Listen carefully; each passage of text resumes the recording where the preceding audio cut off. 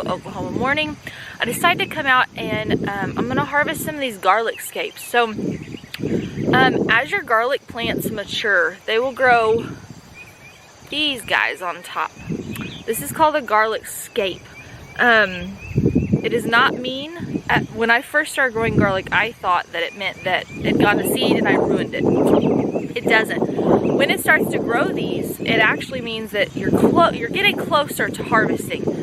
My garlic is not quite close to harvesting. As you can see, you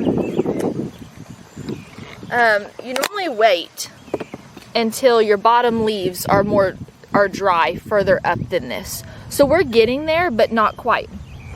But what happens is, as these start to grow these scapes, all that energy is gonna start to go into growing the flower on top instead of growing your bulb bigger. So what you wanna do is you wanna harvest them down. You don't wanna go past the leaves, but you can just snap them off right here. And you can actually use these just like garlic. So you can saute them, you can slice them up, saute them, put them in potatoes. They taste really, really good. So I'm gonna get that done and I'm gonna use them for dinner tonight. This is my first year growing potatoes. It's something I've always wanted to do. So we've got them here in this raised bed and they are looking absolutely gorgeous. I can't wait till it's time to dig in and unearth them. Came back here to check on our beautiful onions that are drying. I don't remember if I said the other day, but these will actually take about 2 to 3 weeks to dry and cure, depending on how humid it is and what weather you have. We are in Oklahoma, so it's super humid. And I had just said when I posted that video that you want to make sure it's in a place that, you know, doesn't get rained on. And I had said I put it on our back porch where, unless it's a crazy storm, doesn't get rained on. Well, then that crazy storm. So I thought, well, there you go. There's a good example. But anyway, they're drying out fine now. And so these will take a few weeks. And so make sure you subscribe because I will be updating you on these. And I have a really neat method that I'm going to be using to store them in the house. So I'm just getting dinner ready. And I was thinking of something that I thought would be kind of funny to share. I love when people share just fun random facts about themselves. I guess it kind of gets to help know them when it's not somebody that you're around every day. You're just watching on the other side of the screen. I was cutting up onions for dinner. We're having some hash. And so an interesting fact about me is, I know it seems silly, but I actually despise cutting up onions. I know that's ridiculous. It's always seemed like a dauntless chore to me. I don't know why. It's not like we've never had onions all my growing up, but it's just one of those things that I'm going, ugh, onions, you know, I don't know why.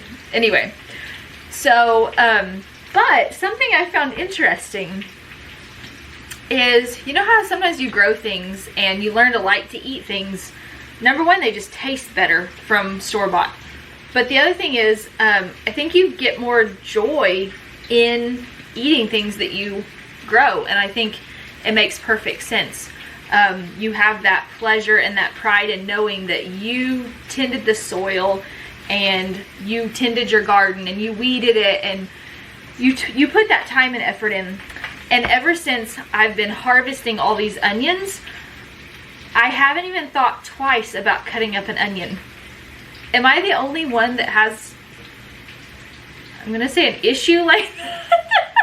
I don't know if you call it an issue, but I don't know, just ever since we've been harvesting our onions, I haven't even thought twice until literally I'm just now cutting one going, huh, I didn't even think about it. I always like really dread cutting up an onion, but something just about cutting up my own onions, I guess it just makes more sense. I guess it's just more fulfilling, and I don't know.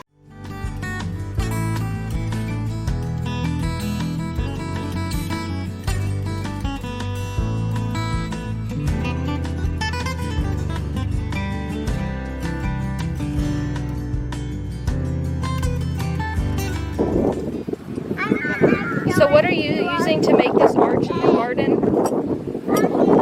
Well, I had some extra 5-foot fence from a previous project, and I know we saw in another video somebody was using cattle panel, but this should work.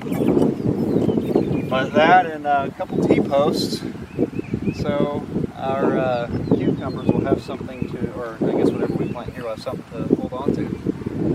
Awesome. Oh, careful. And we like to reuse what we already have.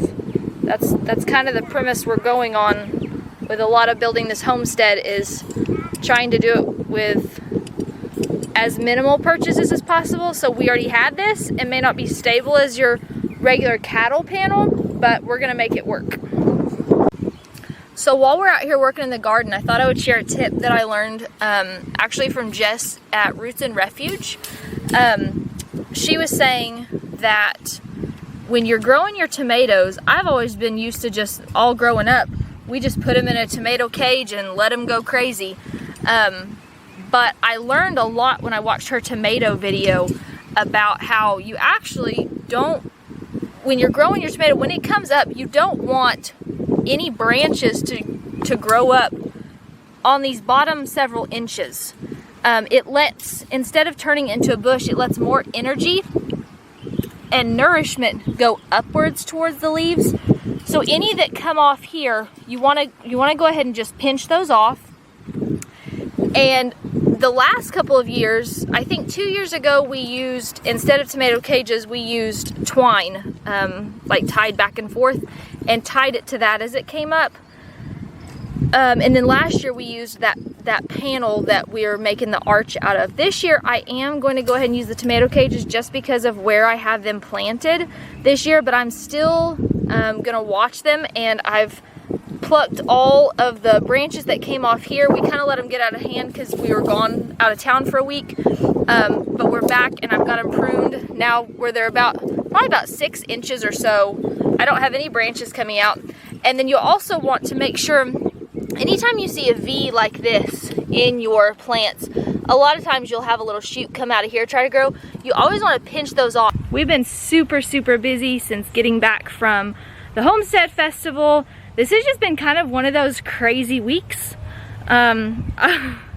We've just been busy getting stuff done around here, making all our plans for what we're wanting to do. And then a few days ago, my car died, which I'm grateful, because my husband is one that he wants to fix things and save the money, and he loves figuring things out. So between him and my dad, they got to work the last few days and have had to drop a fuel tank and all sorts of fun stuff. But I'm grateful because it just saves us a bunch of money. And you know, that may not seem homestead related to you, but it is for us, because homestead for us is you know, not just about gardening and all. It's also about using what we have, and one of those things is our ability to do things and using the talents that God's given us. And that is a talent that I'm glad my husband has, because none of it makes sense to me. He gave him a whole different brain than me, but I'm super grateful for that.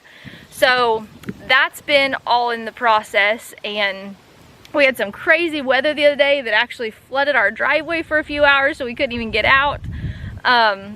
Anyway, so it's been crazy around here.